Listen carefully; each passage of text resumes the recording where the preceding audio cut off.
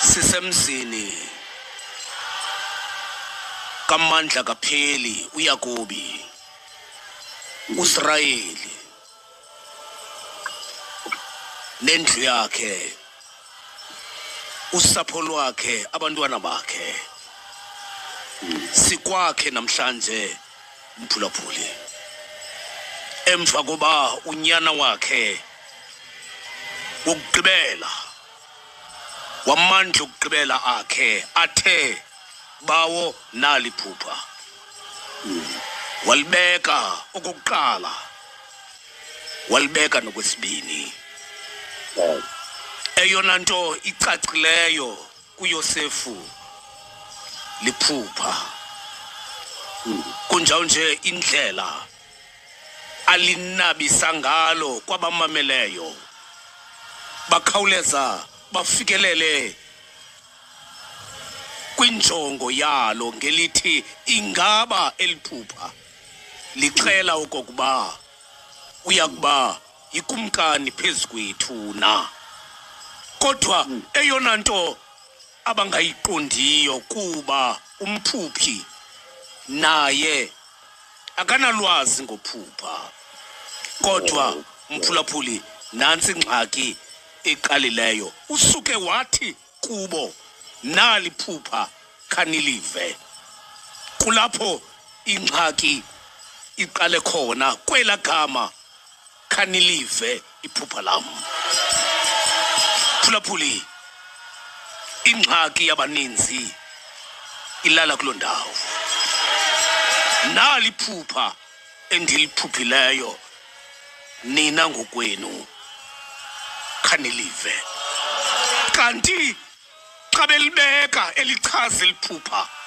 lasuka kwabamameleyo lashukumisa ezabo iziseko kungatshwanga basuka bathi ingaba injongo yakho yokokuba thina sibe phezu kwakho ngoba inguwe uyakuphathana Mphulaphuli ebengekafiki kuloo ndawo kodwa ebesachaza nje iphupha ewe bantakwethu kunjalo kodwa ewe uYosefu akalilibali iphupha ngenxa yokuphawula uba isingathi linentsaba iphupha lakhe akayeka phupha sele engxolisiwe ngelithi yeka lento ngoba ayinakwenzeka ewe bantakwethu waphinda kwakhona waphupha elinye iphupha nalo xa belichaza baphawulo ba iziphumo zeliphupha azahlukanga kwiziphumo zephupha lokuqala ewe bantakwethu kunjalo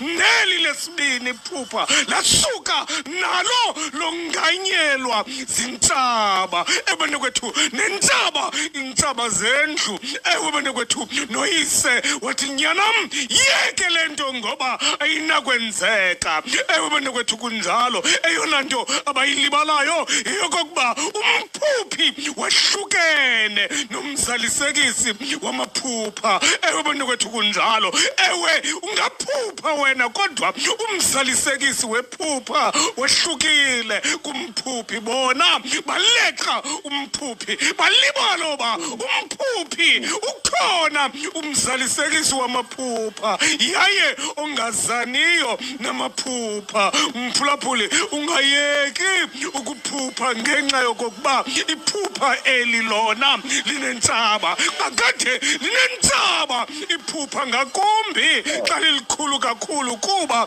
abantu basuka bajonge kuwe bajonge kwiphupha lakho bakugqiba bahlunguzela isinhloko ngelithi inoba ushiywa zingqondo balibala okokuba umzalisekisi wamaphupha kakade mkhulu yena kunomphuphi Mphulaphuli ungayeki ungayeka ukuphupha kakade iphupha lona ngokokwalo linentshaba. Ewe bantakwethu kunjalo nangoku abantu abaninzi abaphumeleleyo bahlala kumaphupha abo bedelekile bona ngoba amaphupha ababewaphupha asuka abangaphezulu kunamandla abo. Ewe bantakwethu kunjalo kanti ke iphupha eli lona alinamsebenzi ngoba alizokuzalisekiswa nguwe.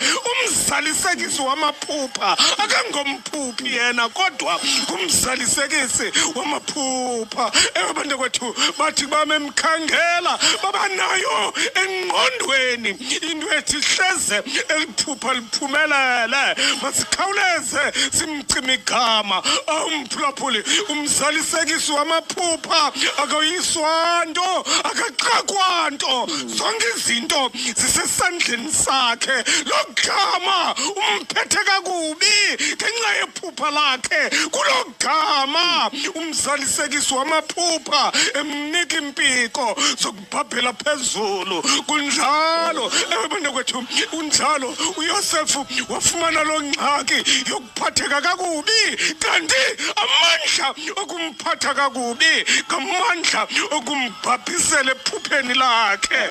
Ngoba ungamchukela ummonele umphuphi ewethu awunakumenza nto umzalisekisi wamaphupha. uYakobi ewe bantakwethu wayesithi ayinakwenzeka lento uYosefu engazi noba intoni lento kodwa into ayibambileyo liphupha. Mphulaphuli sukohlukana nephupha lakho kuba ucinga uba wena alinakwenzeka. Lingenzeka ngoba umzalisekisi wamaphupha ayinguwe.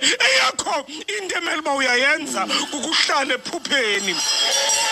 Ungayeki ukuphupha ngenxa yentshaba. Mphulaphuli intshaba kakade iphupha ngalinye linentshaba zalo. Ewe kunjalo naxa ulibalisa abantu basuke babamba umlomo ngezantsi besithi inobushwazi ingqondo. Ucinga ngubani yena? Linjalo kakade iphupha. Mphulaphuli iphupha elingenantshaba aliyindawo eluphupha.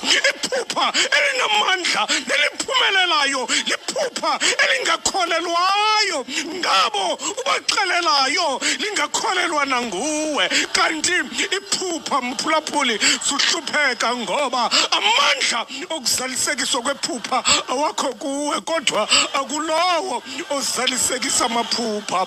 Mphulaphuli silapha namhlanje ngenxa yamaphupha eminyaka edlulileyo. Umzalisekisi wamaphupha wawazalisekisa amaphupha. Mhlangamini sikhoza amaphupha babekho ababesithi ucinga ngubani? Ungubani wena? Usuka kwisiduko esinjani na? Bangobani abakowenu? Balibala okokuba umphuphi akananda kwenza nokuzaliseka kwephupha lakhe. Ukho ozalisekisa amaphupha. Wewe umzalisekisi wamaphupha wambamba ngesandla. Ewe bantakwethu uJosefu ehamba kunye naye ebheke ephupheni. Mphulaphuli indlela ebheke ephupheni indlela enameva inamaxesha. Ewe bantakwethu lo meva agobhoze ngaphezulu kanti indlela ebheke ephupheni. Ungayeki ukuphupha ngenxa yamacebe ebhotile asecaleni kwendlela. Ewe bantakwethu kunjalo yahamba le ndlela indlela yamaphupha. Ewe bantakwethu nansi le ndoda iqamele ngenqindi entolongweni. Injalo indlela yamaphupha. Ukuziphupha lizalisekise linamaxesha kuphala linyembezi nenyembezi ezegazi kanti kuzawuzalisekisa iphupha. Mphulaphuli ungayeki ukuphupha ngenxa yokokuba iphupha lakho linentshaba kakade iphupha elinamandla neliphumelelayo liphupha. Ewe bantakwethu elinentshaba. Inani lentshaba lichaza ewe bantakwethu amandla okuzalisekiswa kwephupha lakho. Kuyilonto sisithi kuwe ngoba ubusuku banamhlanje mhlawumbi unali iphupha owalilahla kudala ngenxa yabagxeki bakho abasuka bathi ungubani waliphuncula. Xa ujonga wena ujonga nephupha elo waliphuncula. Mphulaphuli, hamba buyela ephupheni lakho uyokulivuthulula. Khumbula wena ngokwakho awunanto kwenza nephupha nokuzaliseka kwalo iphupha, kodwa umzalisekisi wamaphupha nguThixo. Kuyilonto bantakwethu xa ibuzwa le ndoda uphuphe ntoni ilichaza iphupha.